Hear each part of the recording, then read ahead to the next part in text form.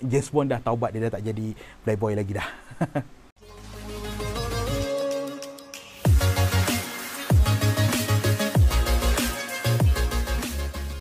Okey, di dalam video kali ini, movie yang akan aku gebangkan adalah satu movie legenda yang mana ianya telah bermula franchise-nya daripada beberapa dekad yang dahulu, yang mana mungkin ianya start daripada zaman mak bapak kita ataupun maybe daripada zaman datuk nenek kita lagi.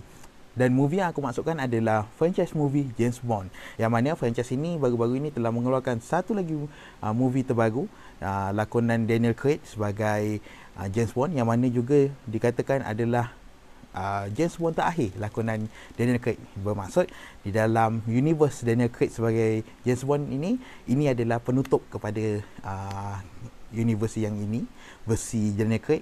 Dan selepas ini akan ada lagi movie James Bond, tapi ianya akan dilakukan oleh James Bond, pelakon James Bond yang lain, dan ianya juga berkisar universe yang berbeza, bukanlah universe yang start daripada Casino Royale lagi tu.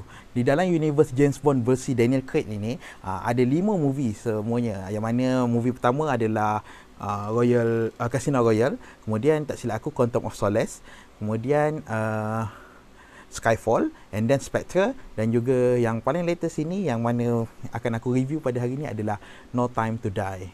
Sebelum aku teruskan review aku berkenaan dengan filem No Time to Die ni, aku nak kongsi sedikit trivia lah berkaitan dengan cerita James Bond ni yang berkaitan dengan diri aku.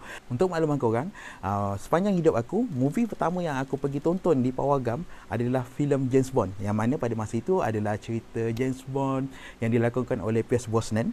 Tak silap aku tajuknya Tomorrow Never Dies, yang mana dalam tu ada Datuk Michelle Yeoh masa tu berlakon. Okey, cerita tu tak silap aku ditayangkan sekitar 97-98 macam itu. Masa tu aku baru sekitar umur 4 atau 5 tahun. Aku tahu cerita James Bond ni sebenarnya dia tak layak, dia tak sesuai untuk 18 tahun ke bawah, tapi aku tak tahu pada masa tu macam mana aku boleh masuk ke Pawagam. Aku ingat sikit-sikit je lah. Masa tu aku pergi dengan mak dengan bapak aku. Kemudian masa tu dekat Pawagam Rex di Batu Pahat. Sekarang dah tak ada dah Pawagam Rex tu. Dekat Batu Pahat pun bangunan tu pun dah dijadikan kedai perabot, tak silap aku. Kemudian aku ingat masa tu aku masuk, panggung wayang kan kursi dia kan kursi lipat macam tu kan. Aku ingat lagi masa tu mungkin sebab aku kecil lagi dan aku agak ringan. Sepanjang aku duduk, sepanjang movie tu ditayangkan, bapak aku terpaksa tolong tekankan kursi tu dengan tangan dia sebelah, sebab bila aku duduk kursi tu terlipat balik itu. So aku tak boleh nak duduk dengan dengan betul lah. So bapak aku terpaksa tolong tekankan kursi tu sepanjang cerita tu. Dan aku tak berapa ingat pun cerita pasal James Bond tu, tapi yang aku ingat masa aku pergi tonton tu adalah pasal kursi tu, dan juga satu scene yang mana tak silap aku masa tu James Bond dia tengah lari daripada penjenayah, kemudian dia lompat masuk dalam kereta dia, tapi dia duduk kat seat belakang, and then dia kawal pakai handphone dia something, kawal kereta tu. Dia duduk kat seat belakang, dia kawal kereta dia pakai handphone dia. Masa tu jelas scene yang aku ingat daripada kecil, sebab tu adalah movie pertama yang aku pergi tonton kat wayang. Balik tu siap main kotak pensel, duduk bawah meja, kau nak macam kontrol kereta lah.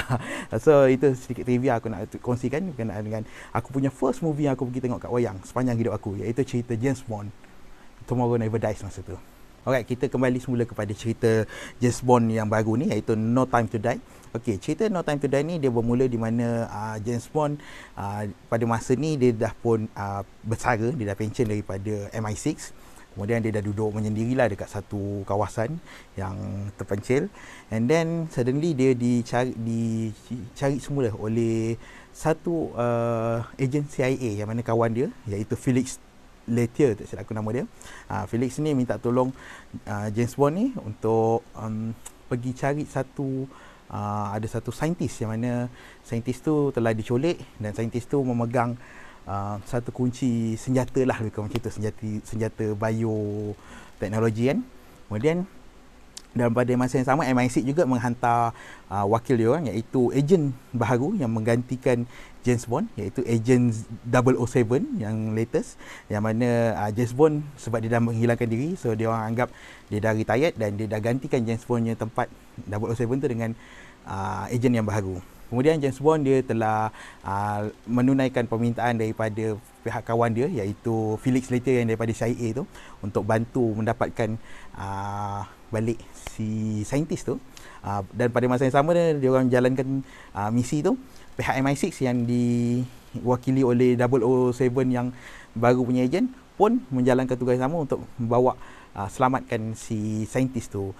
So kat situ adalah berlaku macam konflik, pertembungan antara dua orang kan. Kemudian akhirnya dia berlarutan kepada isu yang lebih besar. Dan akhirnya dia berkaitan, permulaannya dia macam mengaitkan dengan kumpulan Spectre, organisasi Spectre tu.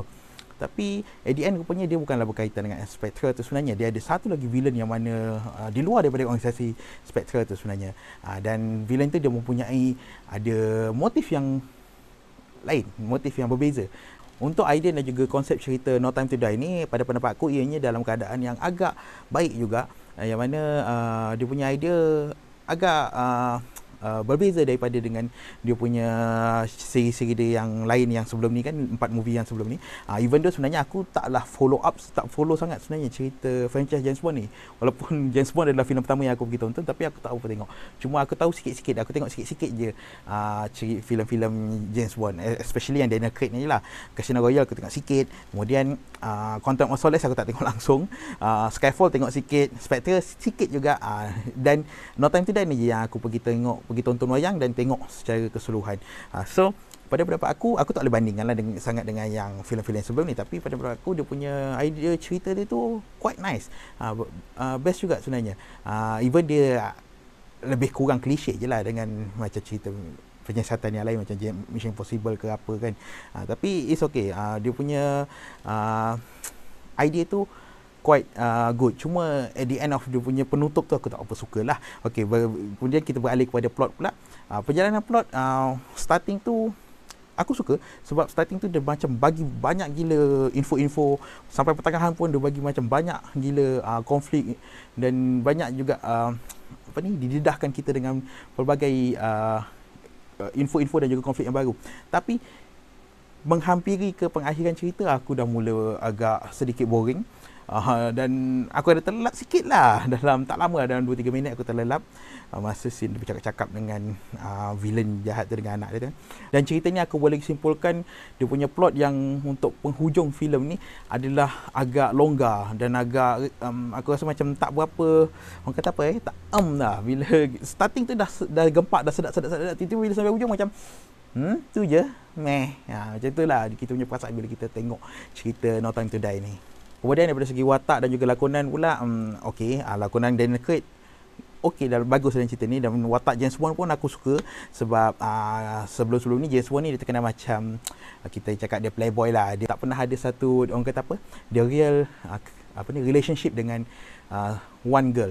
Tapi dalam filem ni kita boleh nampak James Bond dia ada real relationship bonding dengan satu watak wanita ni, dan ada juga dengan watak yang lain yang ada dalam filem ni.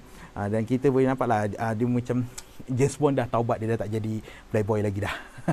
Okay. Dan apa yang aku boleh simpulkan, kita boleh nampak lah kematangan watak James Bond tu di tahap yang paling optimal lah untuk dalam franchise terakhir cerita James Bond ni kan, iaitu dalam cerita No Time to Die ni. Lagi satu aku nak highlightkan satu watak ni, yang mana watak ni sekejap je sebenarnya muncul, iaitu watak Paloma yang mana muncul di misi di Cuba. Watak ini dilakonkan, aku tak silap aku, oleh Ana de Armas. Okay, Ana de Armas ni ada berlakon dekat dalam cerita Knives Out, kemudian ada cerita Knock Knock pun dia ada berlakon dan sebelum ni. Quite beautiful dia punya watak pelakon ni, dan aku suka gila walaupun dia punya scene tu sekejap saja, tapi dia punya watak tu, pembawaan watak itu dengan kekok-kekok dia tapi dengan dia punya dengan scene action scene dia di dalam movie ni, walaupun sekejap tapi dia memberikan impak yang agak berpanjangan lah pada aku. Aku expect watak dia akan keluar lagi, tapi rupanya segitu je, sekejap je. Itulah. Tapi aku, antara watak yang aku boleh ingat lah dalam cerita ni, dia dalam cerita ni aku boleh katakan watak aku ingat first adalah of course lah watak James Bond tu. Kemudian watak kedua aku boleh cakap watak si Paloma ni, dan ketiga barulah aku boleh cakap watak main villain dia, iaitu yang dilakukan oleh Rami Malek ni. Even dia adalah main villain, sepatutnya dia adalah berada di kedudukan selepas James Bond lah, sepatutnya watak yang paling aku ingat kan. Tapi disebabkan watak villain ni, even dia main villain, tapi dia tak terlalu banyak screen time pun dekat dalam filem ni. Dia sekejap-sekejap sebab kita dikaburi dengan kita ingatkan orang lain yang rupanya yang jahat, rupanya rupanya the main villain is this one.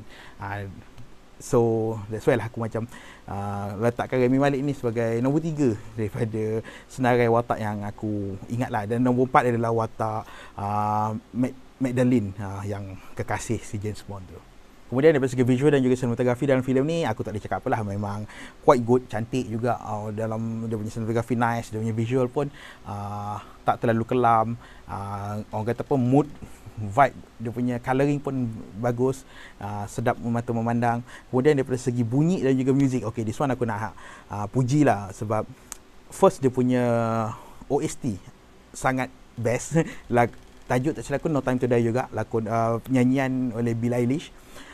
Aku suka dia punya bunyi. Ya, kita tahu bunyi James Bond ni dia ada, semua movie-movie dia punya OST dia ada bunyi tersendiri, dia bunyi James Bond punya signature kan. Tapi this one aku dengar macam wow, best.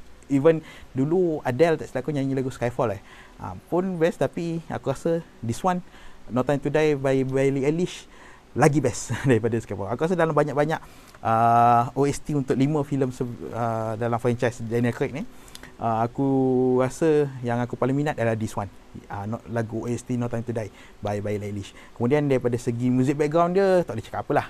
Dia punya music producer dia adalah Hans Zimmer yang menguruskan bunyi-bunyi di dalam filem No Time To Die ni. So memang kita dengar gempak gila. Even aku just tonton dekat wayang biasa je, bukannya wayang IMAX ataupun wayang Atmos Dolby ke apa, tapi still aku rasa macam wow, tengok cerita ni best gila. So pada pendapat aku, kalau korang yang nak pergi tonton cerita ni, better pergi tonton dekat wayang, jangan tonton dekat even dah keluar beberapa bulan lepas ataupun dah ada dekat kawasan dekat di streaming illegal kan. Tapi orang kata experience tu korang tak boleh tengok. Kalau kau tengok TV, tengok dekat handphone, experience daripada segi visual dan juga bunyi tu kau takkan dapat experience seperti di dalam pawagam. So pergi tengok dalam pawagam.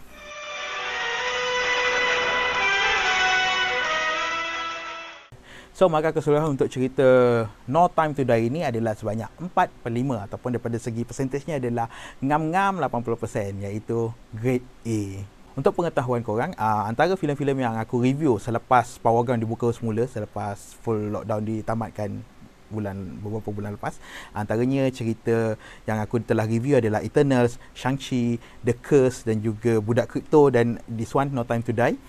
Ini adalah movie pertama yang aku bagi grade A di dalam kalangan filem yang aku sebut tadi lah. Yang lain semua dapat B, C dan juga dia yang gagal, Budak Kripto lah kan. Tapi walau bagaimanapun, even aku bagi di cerita No Time To Die ni grade A ngam-ngam lah 80%, tapi ada still benda yang aku tak berapa berkenan lah dengan cerita No Time To Die ni. Antaranya adalah apabila berlaku scene-scene yang macam mana watak James Bond ni ataupun watak-watak yang baik lah kan, menghadapi satu konflik ataupun menghadapi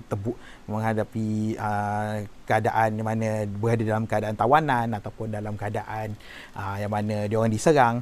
Kita boleh nampak di dalam scene tu di mana pihak-pihak yang mana ditawan ataupun diserang ini, mereka macam diberikan tentangan yang hebat lah oleh pihak musuh kan, sampai macam kita rasa macam mana pihak ni James Bond ataupun pihak yang baik ni nak lepaskan diri. Kita expect macam susah lah dia orang expect kan, dia orang nak lepaskan diri, tapi macam tu je dia lepas.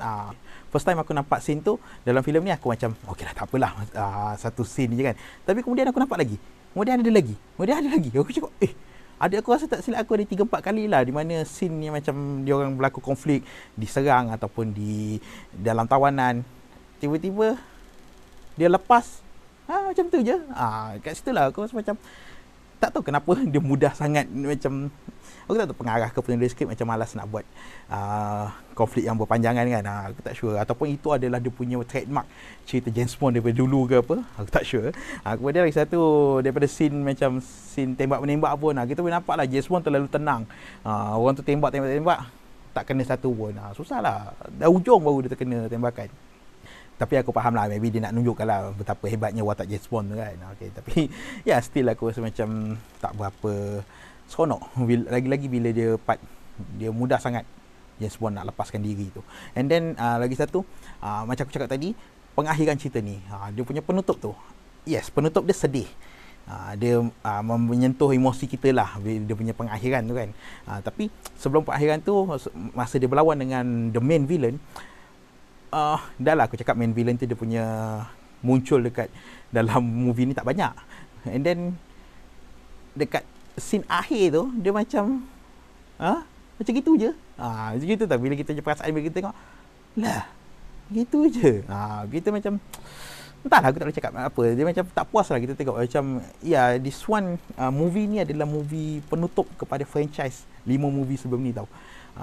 So aku expect dia akan paling bagilah. Tapi rupanya dia bagi pukul manja je.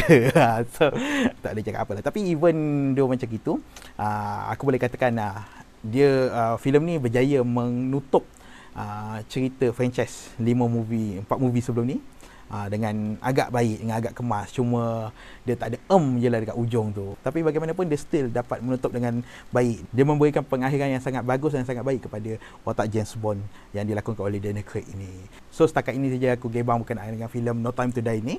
Dan sekiranya aku ada tersilap kata, tersekasar bahasa ataupun tersilap fakta dalam sepanjang video ini, aku ingin memohon maaf. Dan semoga kita berjumpa lagi di lain video, InsyaAllah. Assalamualaikum.